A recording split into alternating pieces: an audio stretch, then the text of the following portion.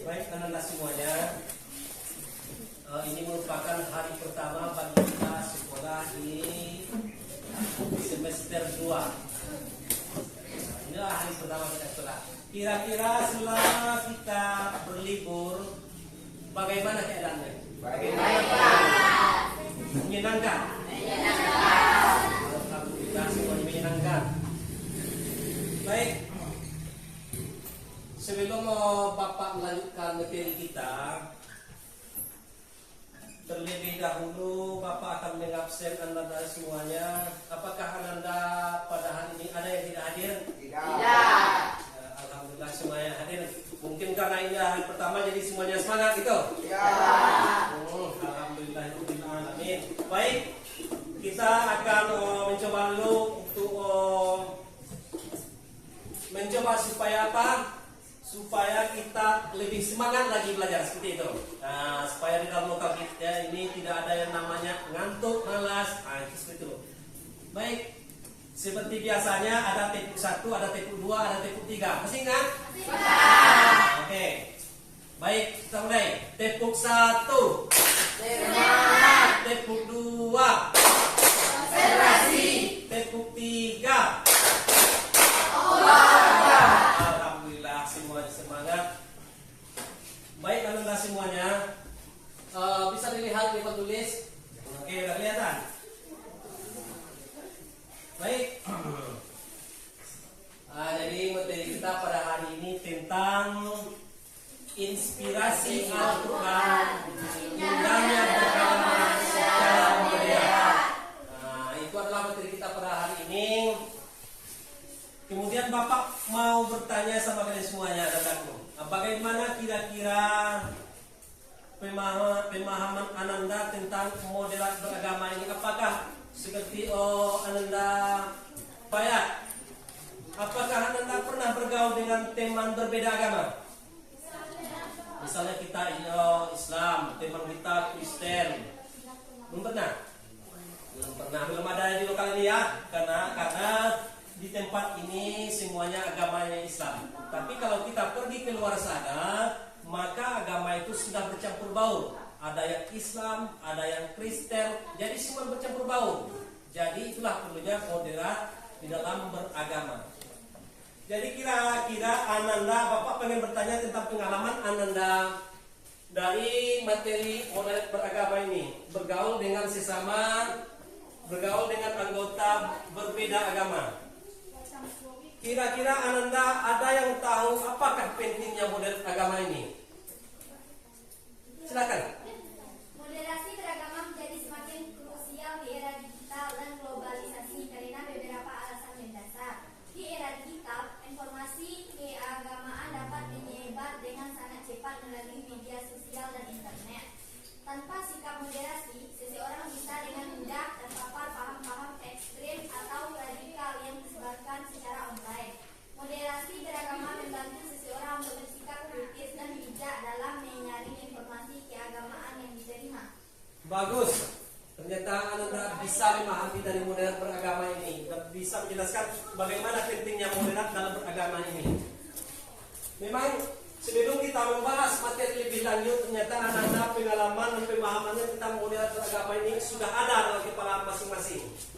Nah, tinggal Bapak cuma sedikit lagi menambahkan seperti itu. Baik,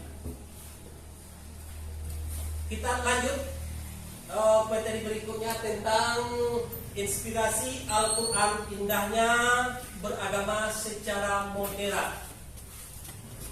Nah, jadi sebelum Bapak melanjutkannya, di sini ada namanya tujuan pembelajaran. Jadi kita mempunyai tujuan pembelajaran, bukan cuma sekedar belajar, tapi apa yang harus kita capai dari pembelajaran kita ini. Nah, tujuan kita belajar yang pertama, siswa Ananda semuanya ini bisa untuk menjelaskan makna moderat atau moderasi beragama. Nah, itu tujuan yang pertama kita belajar ini. Yang kedua, Ananda semuanya bisa menunjukkan sikap toleran dan inklusif antar umat beragama. Yang ketiga tujuannya, setelah Ananda belajar ini, Ananda bisa mengaplikasikan prinsip moderasi beragama dalam kehidupan sehari-hari. Nah, itulah tujuan pembelajaran kita pada hari ini. Bisa dilihat kan? Nah, itu tujuan pembelajaran kita setelah belajar materi moderat beragama. Kenapa kita perlu belajar masalah moderat beragama ini? Karena di Indonesia ini agama itu bukan cuma satu. Di Indonesia ini ada yang namanya agamanya agama Islam, agama Kristen, Kristen Protestan, apa lagi? Hindu, terus Buddha, terus Konghucu. Terlalu banyak agama di Indonesia. Ketika kita tidak belajar tentang moderat beragama ini, mungkin jadi ketika kita bertemu dengan orang-orang yang berbeda agama, mungkin jadi kita akan berselisih paham. Terjadi radikalisme, terjadi pertumpahan darah, pembunuhan karena berbeda pemahaman kita dengan orang-orang yang lain. Kata PBL atau Problem Basic Learning. Artinya apa? Di dalam pembelajaran ini, Ananda akan memecahkan solusi-solusi dari permasalahan yang ada. Permasalahannya apa yang Pak jelaskan tadi? Indonesia ini terlalu banyak agama. Jadi kita harus ada yang namanya toleransi beragama. Itu harus ada supaya kehidupan di Indonesia ini rukun dan damai. Nah, jadi Ananda yang akan nanti Bapak bagi menjadi beberapa kelompok, kemudian Ananda berdiskusi. Kira-kira paham? Nah, setelah Pak bagi jadi beberapa kelompok nanti Ananda silahkan berdiskusi tentang kelompok-kelompok tertentu yang telah Pak bagikan tadi ya. Nah, kelompok pertama dari sebelah sini. Lah 1, 2, 3, 4, 5, 6, 7. Itu adalah kelompok 1. Kemudian di sebelah sini adalah kelompok 2. Nah, kelompok 2 dan kelompok 1 sudah siap? Nah, sudah siap, alhamdulillah. Baik, kelompok 1 akan membahas tentang pengertian moderat beragama dan juga tentang dalil-dalilnya. Kemudian tentang prinsip. Itu adalah pembahasan dari kelompok 1. Kira-kira kelompok 1 paham dengan pembahasannya tentang pengertian, tentang prinsip. Oke. Kemudian kelompok 2 akan membahas tentang bagaimana pentingnya moderasi di dalam beragama. Bagaimana kelompok 2 jelas? Nah, baik, silahkan duduk secara perkelompok kemudian berdiskusi. Setelah selesai diskusi nanti, Ananda semuanya akan mempresentasikan dari hasil diskusi Ananda satu orang satu kelompok. Oke? Nah, silakan. Presentasi terakhir. Silakan duduk berkelompok. Oke, berdiskusi dan presentasikan. Kelompok 1 bertanya kepada kelompok 2 dan kelompok 2 bertanya kepada kelompok 1 setelah berdiskusi. Nah, kira-kira paham? Kelompok 1 presentasikan dari hasil diskusinya. Kemudian kelompok 2 siap-siap mendengarkan hasil presentasinya. Kemudian kalau sekiranya kelompok 2 ada yang ragu, silahkan dipertanyakan kepada kelompok 1. Silahkan. Assalamualaikum warahmatullahi wabarakatuh. Baik. Nah, silakan kelompok 2. Oke. Baik, berikan aplaus untuk kelompok 2. Oke, setelah presentasi dari kelompok 1 tentang moderat beragama tadi. Kemudian lanjut dengan presentasi kelompok 2. Kepada kelompok 2 dipersilakan. Assalamualaikum warahmatullahi wabarakatuh. Waalaikumsalam warahmatullahi wabarakatuh. Sekian, terima kasih dari kelompok 2 yang telah menampilkan dari hasil presentasinya dan juga menjawab pertanyaan dari kelompok 1 tadi. Itu merupakan suatu hasil diskusi yang sangat bagus sekali dan juga ada unsur yang tanya jawab Nah, seperti itu tuh. Kita berikan applause kepada kelompok 2. Alhamdulillah, dari kedua kelompoknya sudah selesai mempresentasikan dari hasil diskusi tadi. Kemudian sudah tergambar jelas dari hasil diskusi Ananda tadi, sudah tergambar jelas tentang bagaimana moderat beragama itu. Bisa dilihat kemudian depan Ananda? Nah, bisa. Coba kita lihat, kita ulas materinya ya, kita simpulkan secara bersama nanti ya.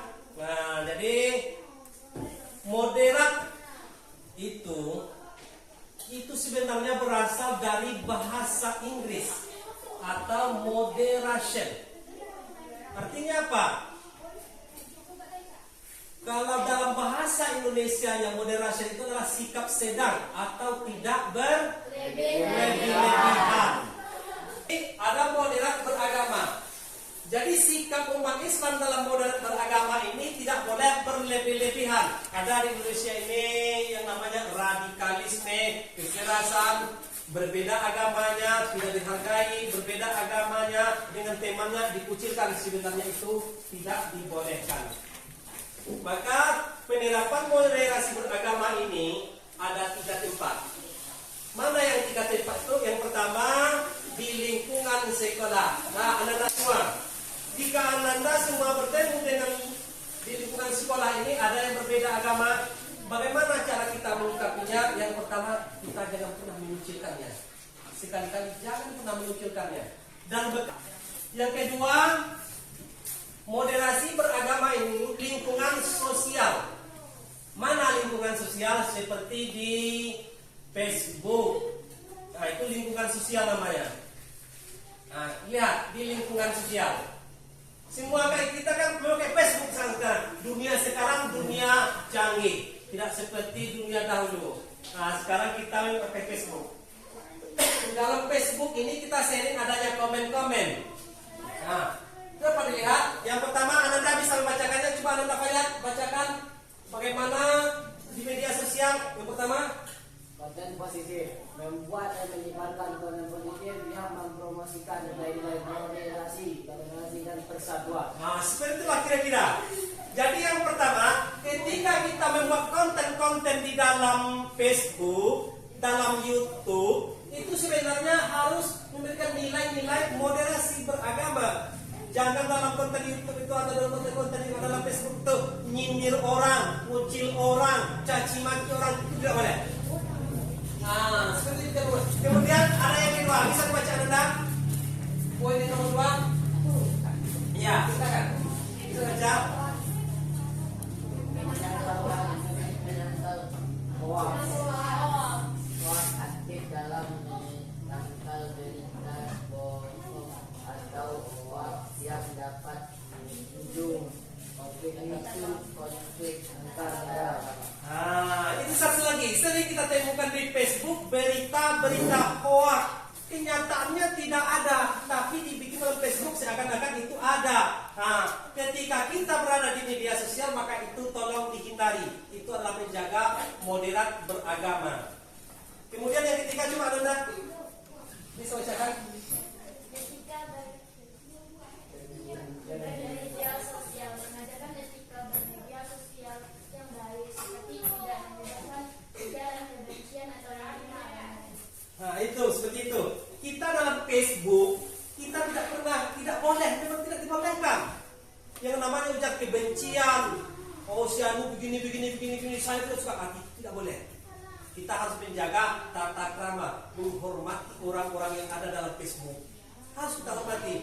Bagaimana kalau sekiranya kita tidak dihargai oleh orang lain? Bagaimana perasaan kita? Pak ya, kalau sekiranya Anda tidak dihargai oleh orang lain, apa rasanya perasaan kita? Bagaimana? Kecewa, sakitnya tuh di sini. Betul? Nah, seperti itu juga orang ketika tidak dihargai, sakitnya tuh di sini. Nah, kemudian poin yang nomor 4. Nah, coba Anda. Nah, silakan. Menggunakan bahasa yang santun, selalu menggunakan bahasa yang santun dan sopan dalam berinteraksi di media sosial. Nah, bahasa yang kita gunakan dalam media sosial itu yang pertama bahasa yang bisa dimengerti. Yang kedua, bahasa bahasanya, jangan simpel bahasanya. Kan poin yang nomor 5. Bagaimana? Anda coba. Coba.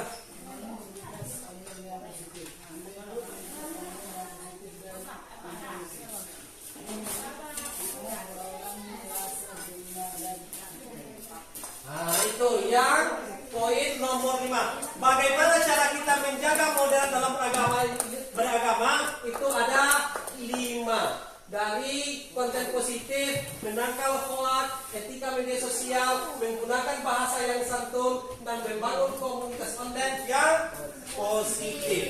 Nah, tolong dipraktekkan di rumah. Nah, jangan pernah dalam media sosial ini Anda menyinggung perasaan orang lain di dalam Facebook, di dalam Twitter, di dalam YouTube, di dalam TikTok. Nah, itu tidak dibolehkan menyinggung perasaan orang lain, apalagi orang yang berbeda agama. Nah, bisa-bisa kita akan dipenjara. Kesimpulan pelajaran kita pada hari ini, di dalam moderasi beragama kita harus yang pertama saling menghormati teman yang berbeda agama.